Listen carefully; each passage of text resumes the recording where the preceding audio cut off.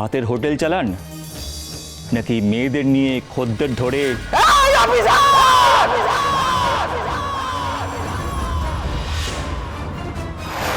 এবার বলুন তো ঠিক কি হয়েছিল? আমি আর আমার মেয়ের সাথে আমরা ফিরছিলাম, হাতে একটা ব্যাগ ছিল ওই মেলার মাঠের কাছে।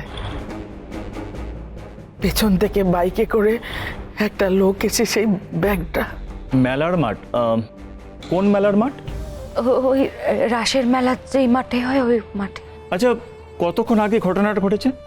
আধ ঘন্টা হবে। ওখান থেকে সোজা থানাতেই এসেছি। হ্যালো, আরে বল, মোবাইলে ফোন করবি তো? ও আচ্ছা, সরি, ফোনটা সাইলেন্টে রাখা আছে। হ্যাঁ বল, কেমন আছিস? কয় ফিরেছিস তুই? হ্যাঁ, দেখা করা যেতে পারে।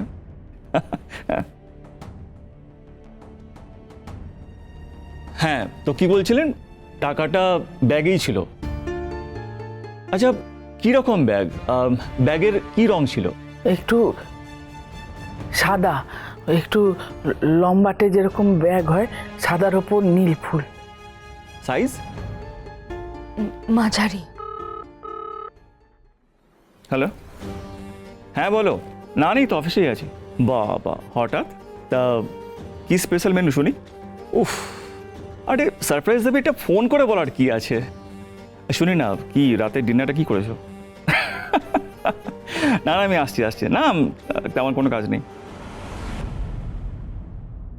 হ্যাঁ, তো কি বলছিলেন? সাদা রঙের ব্যাগ, মাঝারি সাইজের। এতে কত টাকা ছিল? 10 লাখ টাকা। কত? 10 লাখ।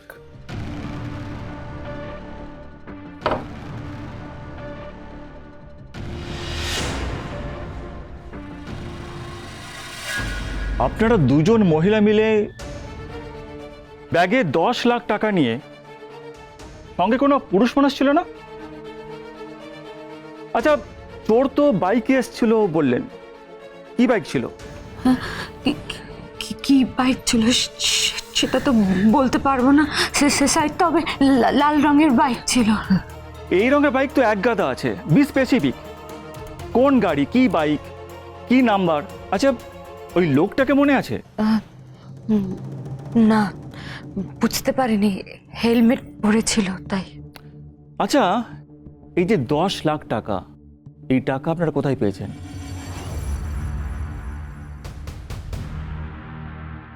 কিছু জিজ্ঞেস করছি আপনাদেরকে, এতগুলো টাকা পেলেন কোথায়?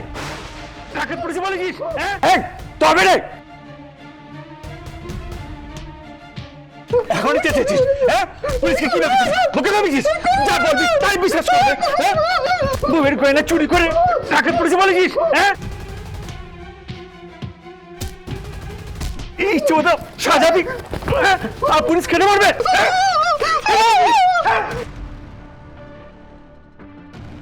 আর আপনারা বসুন। আর বলবেন না, এই রোজকার ব্যাপার এগুলো। এই দেখুন, মারতে মারতে ঘড়িটাই ভেঙে গেল। ভুলভাল কেস সাজিয়ে থানায় আসবে, নাটক করবে। হ্যাঁ, আপনার কি যেন বলছিলেন?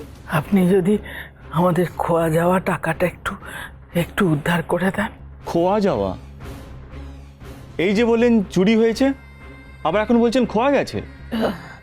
না মানে ওই মানে চুরি যাওয়া আর খোয়া যাওয়া দুটো একই ব্যাপার? আপনাদের দেখে তো মনে হয় না যে 10 লাখে কতগুলো শূন্য হয়, সেটাও আপনারা জানেন। তো আমাকে জানতে হবে না এই টাকার সোর্স কি? কোথা থেকে পেলেন এতগুলো টাকা? ওই টাকাটা আমার স্বামী আমাকে দিয়েছে। স্বামী? তো ডাকুন স্বামীকে, ফোন করুন। না, ওনাকে ডাকতে পারবো না, সেটা সম্ভব নয়। কেন? উনি আমাদের সঙ্গে থাকেন না। আরে বাস, বর সঙ্গে থাকে না, এদিকে 10 লাখ টাকা দিয়ে দিল। আপনি কি কোনো নতুন বর জুটিয়েছেন নাকি মাসিমা? হ্যাঁ, সব কি বলছেন আপনি? ও আচ্ছা, তার মানে প্রথম বরের আবার নতুন করে ভালোবাসা জেগে উঠেছে। পুরনো সেই সব দিনের রঙিন কথাগুলো মনে পড়ছে নাকি মাসিমা? তাহলে 10 লাখ টাকা তো কেউ আর এমনি এমনি ধরাবে না। আপনি আমার মায়ের সাথে এভাবে কেন কথা বলছেন? এবার তো আপনাদের বলতে হবে আপনারা কি করেন, সংসার চলে কি করে, আয় কোথা থেকে হয়? আমাদের আমাদের ভাতের হোটেল আছে আমার মায়ের নামে, সবাই চেনে আমার মাকে। ও বাবা, ভাতের হোটেল চালিয়ে ব্যাগে 10 লাখ টাকা নিয়ে ঘুরে বেড়ান, তাও এই গনপুরে? কলকাতা হলে না হয় বুঝতাম, পুলিশকে গল্প দেবেন না মাসিমা। সত্যি করে বলুন তো, ভাতের হোটেল চালান নাকি মেয়েদের নিয়ে খদ্দের ধরে? এই অফিসার!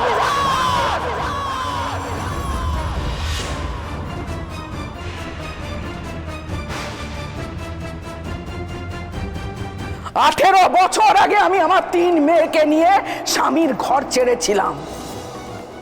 হাজার বিপদেও কেউ মাথা নোয়ায়নি। প্রত্যেকটা দিন মাথা উঁচু করে বেঁচেছি।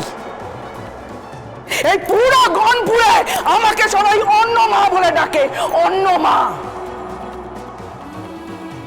তাই না জেনে শুনে সেই মায়ের সামনে তার মেয়েকে নোংরা কথা বলবেন না।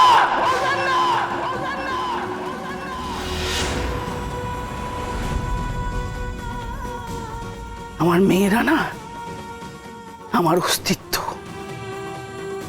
আমার গর্ব। তাই মিথ্যে অভিযোগ এনে তাদেরকে ছোট করার চেষ্টাও করবেন না।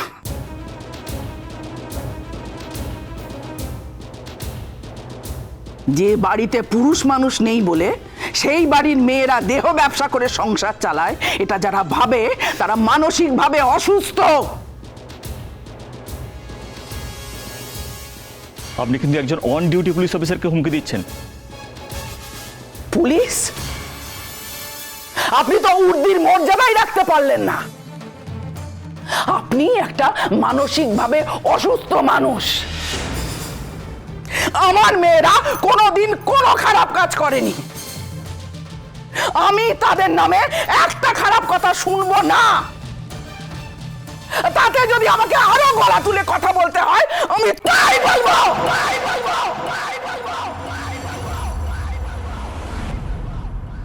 প্রতিদিন সকালে না আমি উনুনে আগুন দিয়ে সেই আগুনকে পুজো করি, তারপর আমাদের হাঁড়ি চড়ে, তাতে আমাদের পেট চলে।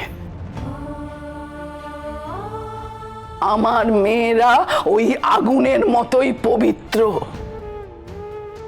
আর একটা কথা জেনে রাখুন অফিসার, যে আগুন পেট চালায় না, সেই আগুন নিয়ে যদি খেলতে যান, সেই আগুন আপনাকে জ্বালিয়ে পুড়িয়ে শেষ করে দেবে।